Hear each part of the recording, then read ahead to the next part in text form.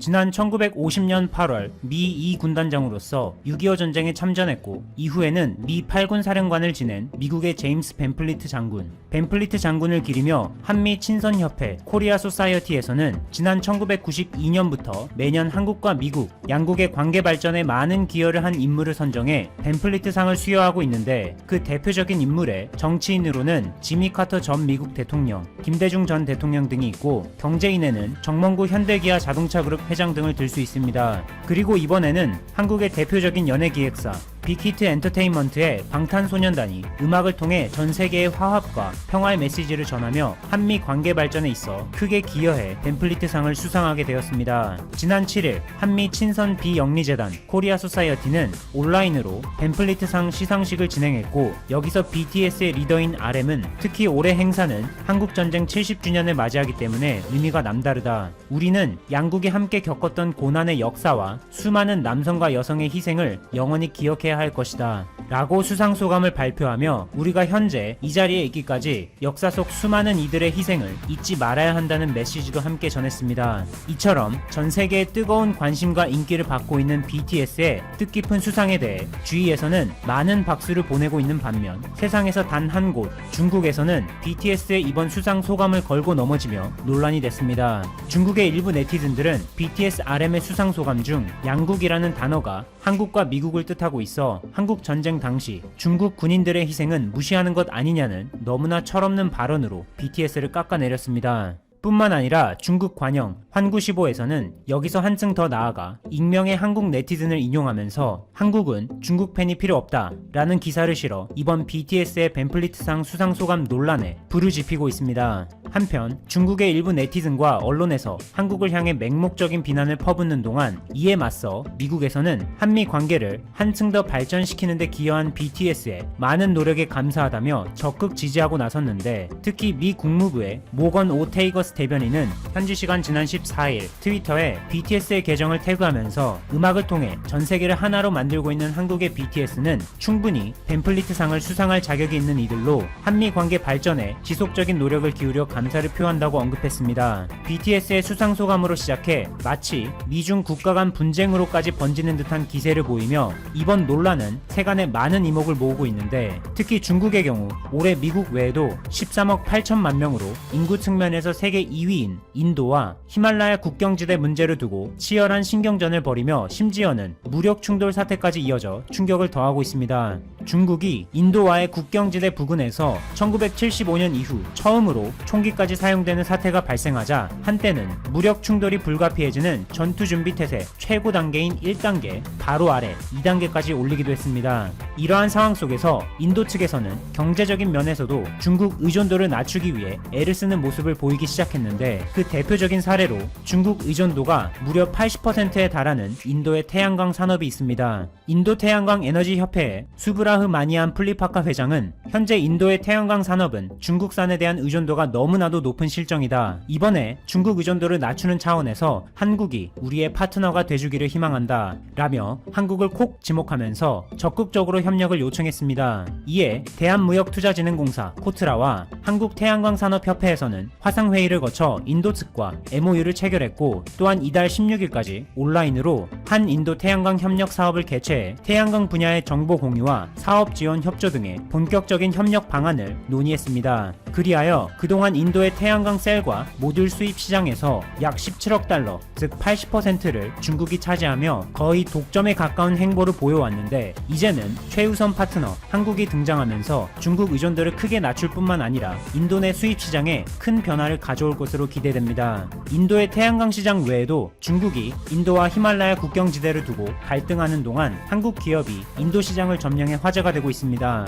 이 기업은 바로 한국을 대표하는 세계적인 다국적 전자제품 대기업 삼성전자로 인도 스마트폰 시장에서 점유율 26%로 1위에 올랐습니다. 지난 6일 시장조사 전문업체인 카운터포인트 리서치에서 발표한 월간 보고서에 따르면 2017년 9월 이후로 중국의 샤오미에 1위를 내줬던 삼성전자는 올해 6월에 다시 1위 자리를 되찾으며 8월까지 3개월간 선두를 유지하고 있는데 여기에는 인도의 반중 여론도 한몫했습니다. 우리의 아픈 역사를 잊지 말고 꼭 기억하자는 BTS의 수상 소감을 멋대로 왜곡하며 도발하고 있는 중국의 일부 네티즌과 언론들. 이에 보란듯이 한국이 거대한 인도 시장에서 중국을 밀어내는 강력한 한방을 보여주며 마치 중국은 한국을 건드리지 말았어야 했다고 경고하는 듯한 현 상황 속에서 앞으로 중국의 행보를 대통령이 민주당 대선 후보인 조 바이든 전 부통령에게 17%포인트 차이로 뒤지는 여론조사 결과가 나왔다. 트럼프 대통령과 바이든 후보 간의 지지율 격차는 최근 확대되는 추세다. 영국 일간 가디언은 13일 여론조사 전문기관 오피니언 리서치에 의뢰한 여론조사에서 응답자의 57%가 바이든 후보를, 40%가 트럼프 대통령을 각각 지지했다고 보도했다. 가디언은 이 같은 격차는 이달 초 CNN 방송 조사에서 나타난 16%포인트보다 더 확대된 것이라고 전했다. 지난 8월 20일에서 25일 같은 조사 때보다 격차가 더 벌어졌다. 이번 조사에서 바이든 후보는 부동층에서 5% 비의 지지를 더 얻었다. 이번 조사는 지난 8일부터 12일까지 미 18세 이상 성인 2,003명을 대상으로 이루어졌다. 또 트럼프 대통령에 의한 에이미 코니 베러 미국 연방대법관 지명 논란, 최악이라는 평가를 낳았던 트럼프 대통령의 대선 TV 토론. 트럼프 대통령 자신까지 걸린 신종 코로나 바이러스 감염증 대응 등이 여론 추세를 바이든 후보에게 유리하게 만들었다고 평가했다. 바이든 후보는 헬스케어, 인종 문제, 일자리 등에서 트럼프 대통령보다 좋은 평가를 받았으며 특히 트럼프 대통령이 그동안 최대 지적 가운데 하나로 꼽아온 경제 문제에 대해서도 45% 대 43%로 더 높은 지지를 받았다. 74세인 트럼프 대통령이 77세의 바이든 후보의 정신 건강을 지속적으로 공격해왔지만 응답자들은 48% 대 44%의 비율로 바이든 후보가 트럼프 대통령보다 정신 건강이 더 양호한 것으로 평가했다. 가디언은 특히 주요 경합주인 미시간, 펜실베이니아, 위스콘신주 등에서 2016년 대선에서 트럼프 대통령을 지지했던 유권자들 가운데 일부가 반트럼프로 돌아섰다고 전했다. 반트럼프로 돌아선 유권자들 가운데 62%는 트럼프 대통령의 코로나19 대응을, 47%는 트럼프 대통령의 개성과 행동 행태를 각각 마음을 바꾼 이유로 꼽았다. 트럼프 대통령의 지지자들은 현장 투표를, 바이든 후보 지지자들은 우편 투표를 선호하는 경향이 뚜렷했다. 현장 투표를 하겠다고 밝힌 유권자의 55%는 트럼프 대통령을 지지한다고 밝혔고 우편 투표 의향을 가진 유권자의 75%는 바이든 후보를 찍겠다고 응답했다.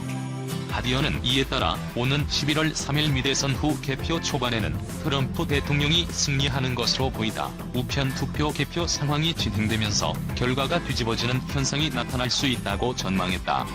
응답자의 50%는 트럼프 대통령이 재선에 실패할 경우 결과를 승복하지 않을 것이라고 우려했다. 트럼프 대통령의 지지자들 가운데 66%는 선거가 조작될 수 있다는 반응을 보였다. 바이든 특급 마무리 오바마 나선다. 격전지 유세 투입. 버락 오바마 전 미국 대통령이 조 바이든 민주당 후보의 대선 유세전에 직접 뛰어들 예정이다. 각종 여론조사에서 도널드 트럼프 대통령과의 격차를 두 자릿수로 벌인 바이든의 승세를 굳히기 위한 특급 마무리의 투입이다. 바이든 후보는 13일 기자들과 만난 자리에서 오바마는 우리 선거운동을 위해 충분한 역할을 하고 있다. 그는 곧 유세에 나설 것이라고 밝혔다. 오바마 전 대통령의 보좌관도 ABC 방송과 인터뷰에서 오바마 전 대통령은 곧 선거 유세에 합류할 계획이라며 그가 말한 것처럼 우리는 11월 3일에 이기기 위해 할 수 있는 최선을 다할 것이라고 말했다.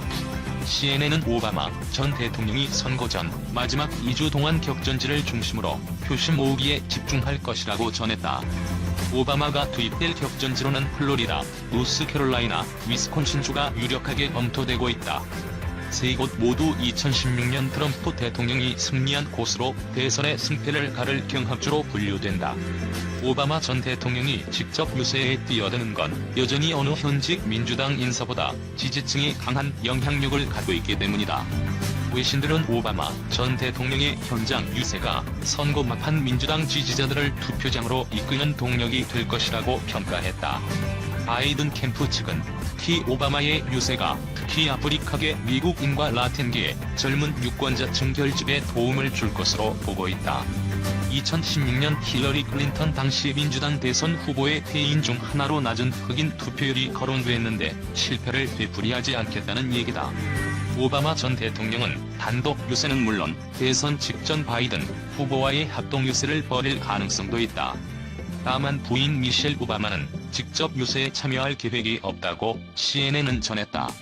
오바마 전 대통령은 지난 4월 민주당 경선에서 마지막까지 남은 버니 샌더스 상원의원이 중도에 하차하자 12분짜리 영상을 공개하며 바이든 후보를 공식 지지하고 나섰다.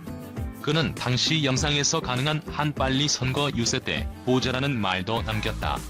이후에도 오바마 전 대통령은 주로 온라인 영상을 통해 바이든 후보를 측면 지원해왔다. 특히 지난 8월